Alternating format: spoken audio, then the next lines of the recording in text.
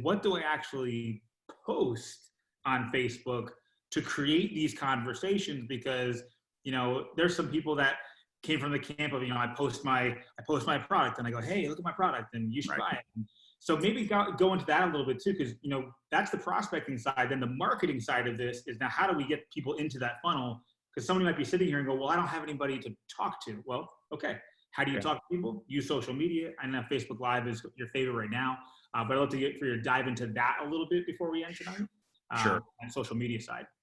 So there's two concepts that if you understand these concepts, you'll be better at marketing anything. And so concept number one, and then we'll go into details, right? Because I like saying why, right? Not just here's what to do, right? I like saying why, like why are these concepts, why do they make sense? Why do they work?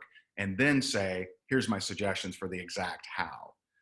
And so the two concepts that you want to understand around what you're calling, what you're talking about here is marketing. So marketing is passive. You're doing something you hope an unnamed individual reacts or responds to. So marketing could be a flyer in the laundromat, could be a billboard, could be a podcast, could be a blog post, could be a Facebook status update, could be an Instagram Live, Facebook Live, could be a drop card on the floor, right? Someone pick it up and call you or something. And so marketing is you're doing something you hope someone reacts or responds to. Prospecting is you reaching out to an individual. So that's active. I'm actively reaching out to Joe. I'm actively reaching out to Hank. I'm actively reaching out to James. That's prospecting, active, marketing, passive. So concept number one, that wasn't a concept, that was just definition. So concept number one is the amateur sells what it is. The pro sells what it does. And so the amateur is going to tell you, I don't have any props in here. My daughter's in the other room, so I'm in the bedroom. But the amateur is going to sell, okay, there you go. The shampoo, they're going to say this has jojoba oil in it, and it has light grains of whatever, split pea protein, whatever, right? So they're going to describe the ingredients in the bottle, and they're going to say the high quality D-alpha tocotrienols, and they're going to say things like that, which most people really don't care about. They really just don't care. And so the person, selling whatever it is, and what's the main product, James? And I'll just give examples. Yeah, so the main product is it's 3 capsules that you take throughout the day for energy, deeper sleep, gut health. Okay, so people would sell. Most amateurs are going to sell pills. Here are the pills, or here are the ingredients in the pills, and that's what it is. What people actually want in life is what it does. So, when we, bought a boat, he could have gone on and on and on about the engine and the cubic centimeter. I don't know what else you would even talk about the details, but I'm just thinking, man, sunset with my bride and my little girl being pulled on an inner tube. See, that's what it does, right? What does the inner tube have to do with the boat? Right? Think about that. It didn't even come with an inner tube, right? But that's what it does. It makes my daughter look at me as a better dad. Now, how can you put a price on that? See, that's what it does, right? Not what it is. Nowhere in the flyer does say, we'll make you a better dad. Nowhere, but that's what it does. That's what a good salesperson a good marketer, a good salesperson would talk about.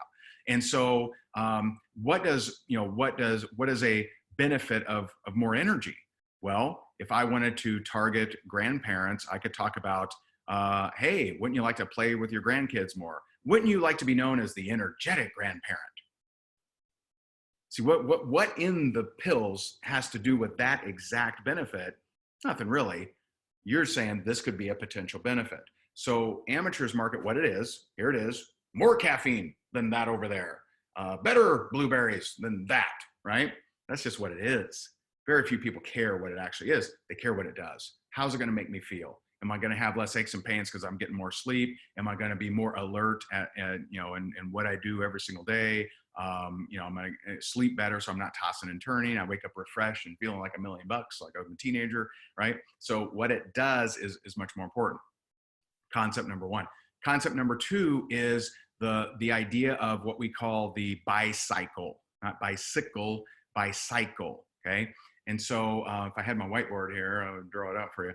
But about 1 to 2% of people are ever wanting to buy your thing. You know, they just wake up, they go onto Facebook and they're like, I'm going to buy capsules today. And very, very few people are just logging into social media to purchase capsules, to purchase pills. Honey, I need new pills today. Hey, here's someone mentioning pills. I'm buying them. Right? Very, very few people, 1 to 2% of any marketplace. 5% will never buy from you no matter what the hell you have, right? So you have friends, doesn't matter what you have, not going to buy from you. But so where's the big gap, right? So the 90+% of people out there need more information and would love the benefits. That's who you want to tap into in your marketing, not the person that's ready to buy, because that's only 1 to 2% of people. And by the way, the harder you go toward that thing you want to sell, right? If every live is about how great these pills are and the only benefit anyone would ever get is if they actually took the pills and bought them, then you know, you're going to turn off more people than you'll ever turn on. Now, I'm not saying someone won't stumble upon your live just ready to buy pills, 1 to 2%, but most people are going to be turned off. They actually need more information, but they actually would benefit from the product. They would actually like the benefits of what you have. And so what you want to do is figure out ways to capture and attract and turn on more of those people that would want the benefits, but they need more information. And so there's a couple ways that you can do that. The main way is just to, you know, and I'll give you 2 exact strategies, but the main kind of way is just to create conversations. And the way that you create conversations through marketing is you think about, who is the person I'm trying to attract to me? Are they parents? Are they waiters, waitresses? Are they teachers? Are they whatever? Are they people wanting to lose weight? Are they people with knee pain? Who is it? Okay. And what interests them? So if I wanted to, let's think of a scenario. So let's say that I wanted to attract anyone trying to lose weight during the quarantine. So 2 very simple things that I could do where I would never mention the product. See, you don't have to do a Facebook Live or marketing and talk about the thing you have for sale to sell a lot of it. And this sounds very strange because, and that's what prevents people from becoming good marketers, is they say, well, how do I talk more about this thing right here? This is what I have to sell. How do I talk about it? Stop focusing so much on the thing you have to sell. Focus on the person you're wanting to attract that might buy it. And what are they interested in? So if I'm trying to attract people wanting to lose weight, here's exactly what I'm doing. I'm going to do videos on home workouts. And let me tell you, you know, you think you got to be an Instagram model to do this kind of thing. Let me tell you, I do an entire series on chair aerobics. I would have milk jugs. I'm just lifting milk jugs, sitting on my chair. I'm kicking my feet. You know, maybe I lay some blue jeans across my legs and do some leg lifts from my chair, right? And you know, you think that you couldn't get away with that and not be in pristine, perfect shape. You're wrong. The person that sold the most amount of weight loss anything on the planet, does anyone know? Anyone that's been through some of my marketing training would know. Oprah. Has she been, you know, hey, love her, amazing, right? But has she pristine Instagram model her entire, of course not. She sold the most. Why? Because people relate with her. People like her message. People relate with her. She shares information like a media company, because that's what she is. Harpo, that's Oprah backwards. That's her company, right? Production company. She's a media production company that talks about topics that attracts who? The kind of people that would buy the weight loss, right? And so you can do that too. So I would be I would be showing home. I get my suitcases out, fill them up with shoes, and I'm just, you know, picking them up and setting them down, picking them up and setting them down. And if you're, you know, super Instagram model and in great shape, then you do more advanced stuff. But I'm going to use things that everyday ordinary people can have around their house and show them how to stay in good shape during this quarantine. Then I'm going to go, and even if I think it's even better if you suck at cooking, right? I'm going to do cooking shows. I'm going to say, hey, today we're making a bacon quiche, and I don't know what the hell I'm doing, but we're going to have some fun. And, you know, you show them this is a low carb bacon quiche. It's amazing. And, you know, I would do those kind of things too. People will tune into that. Why? If someone is trying to lose weight, they will tune into how to work out from home during the quarantine. They'll turn into recipes that are, whatever floats your boat, keto, low calorie, carb, sugar, whatever, right?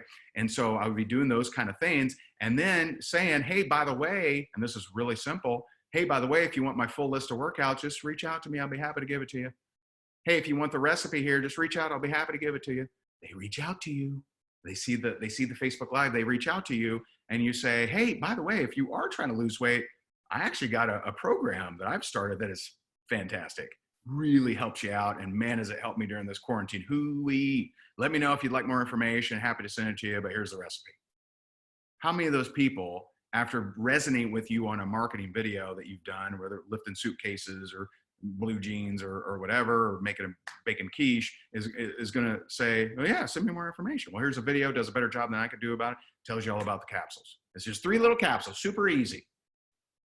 See, now you don't have to talk about ingredients. They're already resonating with you. You've already given them some value. They've learned a couple things, and that's how you can recruit lots and lots and lots of people. The second strategy, so that'd be strategy, that's my favorite strategy, provide value. Value, a lot of people throw this word around. There's I provide value. Here's what value, our definition is. Value is someone gains whether they purchase or not. So did they gain education, information, entertainment, if you can pull that off, right? Have a few brews while you're making the bacon quiche if you want, or whatever, right? Whatever your version of that is. And so, do they walk away with a gain, like something like, I learned something cool, or, I didn't know that. Do they walk away with something, whether they purchase or not? That's the definition of value. So you explaining the ingredients is not value. It's just not, because the only way they benefit is if they consume the pills, if they purchase the pills. So I would do less of that, more of value. And by the way, it can be simpler than I'm even talking about. Maybe you read an article on ways to boost your immune system right now. Here are 4 fruits to take to increase your energy. Like, do you want people to want more energy? Yes. If your product helped with back pain, would I talk about back exercises? For sure. If your product helps with sleep, would I talk about, things to do so you get a better night's sleep? Of course. Who's going to turn in? Who's going to tune into that? The person that, I sleep just fine, but I'm going to watch this thing. No, that's not going to happen. Is that, how to decrease the pressure off your back if you have back pain? Is the person with no back pain going to tune into that? You know what? My back's just fine, but what the hell? See what they got to say. No, they're not going to watch. Only people with back pain are going to watch that. Only people trying to lose weight are going to watch that. Only people that want, to work out at home are going to watch that. You're actually, through your marketing, having these people selectively, come to you and reach out to you. The second, so that's first strategy. Second strategy would be curiosity post. Curiosity posts do exactly as defined, raise curiosity. What is the absence of curiosity? So if I say, hey, you should totally see The Sixth Sense.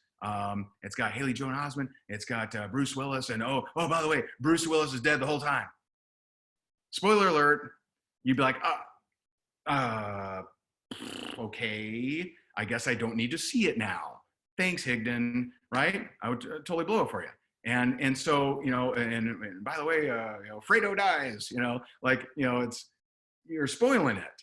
So you spoil curiosity when you tell them the entire thing. This is the name of my product and the name of my company. Feel free to search for it on Amazon, eBay, and Google. And so when you mention the name of the company, the name of the product, you're telling them, hey, go do your own independent research. And if you find something that's appealing, feel free to reach back out to me. That's not how it works. People will see, when they see the name of the company, the name of the product, they go and they research it, and they find, some blogger in North Dakota that says it's a scam, and they never tell you they even searched for it. You have no idea. And so instead of that, raise curiosity. And so how you can do that is you can talk product, you can talk opportunity. My only word of caution around opportunity would be don't flex too much. Some people too eagerly post, man, I can't believe Joe's already making $10,000 a month. Whoa. Okay. That is, I'm not saying people won't reach out to you with that kind of message, but it'll be the wrong people every time. Guarantee you. It'll be the wrong people every time. It'll be people looking for a scratch off lottery ticket, people that don't want to work, They want easy. They want mystical, things to happen to them. They're not willing to do the work. So I would much rather say something that people can resonate with. So pre-quarantine, there were 750,000 Uber drivers in the United States alone. They made an average of somewhere, because I've seen conflicting articles, but I know this range is accurate. They made between $80 and $320 a month. Now, were there the outliers that just Red Bulled it up and just drove all night and day? Sure, but average 80, $320 a month. That is a believable range. So when you edify someone in your team, I'm so proud of my girl, Linda. She started our program 2 weeks ago and just made $75. Way to go, Linda. That's intriguing. People that aren't making money from home, how'd Linda make money? See, curiosity. You didn't say the name of the product. You didn't say the name of the company. You didn't say that it was a triple binary matrix with a double comp override or whatever other things people say. And so you just, hey, so proud, and you could go product too. Man, it was so good to hear from my good friend, Bill. Bill got on our program and he said he slept better than he slept in the last 10 years. Proud of you, bro. That's irresistible.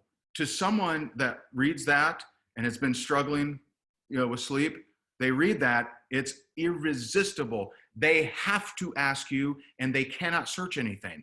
What did Bill take for sleep? Right? That makes no sense. They can't search that. They have to reach out to you. They have to say, what did he do? What you talking about? Right? They have no choice. If you're talking about someone's back pain that no longer exists, you're talking about someone's energy. Now, you have to be careful, right, around compliance. You can't say the name of a disease in any of these things. You can't say cured anything, right? But and check with your compliance. I am not your compliance. So, but I believe you can say aches and pains. I believe you have more energy, but check with your, compliance on that stuff. If you're going to talk about income, I would not, don't flex too much here. I would not, I probably wouldn't go, I'm going to stay in the $50 to couple $100 range. And I realize people hear that and they're like, I don't want people who want to make a couple $100. I want ballers, shot callers. I got it. But let me give you 3 examples of people that all, I believe, the one I'm not 100% on, so I'll drop the number. So all 3 of these ladies have made at least 8 million. The best, I think, has made about $14 million in network marketing. Okay. Whitney Taylor husband, Taylor Thompson, and Glory Mayfield Banks. All 3 of those women joined network marketing because they wanted mom care, not daycare. They wanted to make an extra $300 to $500 a month. They went on to make guaranteed minimum $8 million. Think about that. But if and I've asked all 3 of those women this question. I said, hey, if someone came at you before you started network marketing and said, hey man, I got something that, you can make $10,000 a month with, would you have joined? All 3 of them said no. They said, no, 10,000, no. That could have been $1 million back then. And so in your efforts of attempting to get ballers and attempting to get someone who's going to aggressively build the business, often that's not how they come in. They are often attracted in to make a few hundred extra bucks to ease off the pain of the household, but they catch the fever and go on to do well. Some do obviously, and some do not. But I can tell you, big money hype usually turns off your better prospects. Turns on the lottery seekers that don't want to do the work but just want lots of money. Turns off your higher quality people. So hopefully that helped, James.